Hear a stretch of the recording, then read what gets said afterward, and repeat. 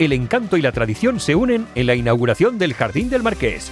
Vuestro nuevo local exclusivo Cachopo King, situado en el corazón de Santillana del Mar.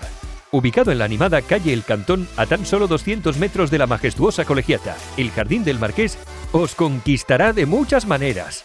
Con 30 mesas en su terraza y un elegante salón rodeado de un precioso jardín, este local no solo es perfecto para disfrutar del buen tiempo, sino también ideal para celebrar esos momentos especiales en un ambiente inigualable.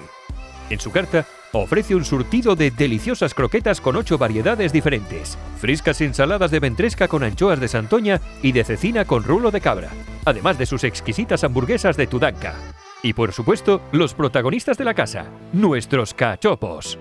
Para tu primera elección, ¿qué tal el Astur Gourmet? Ternera asturiana rellena de chosco, embutido típico asturiano y queso a fuega al pitu rojo, un homenaje al sabor asturiano por excelencia.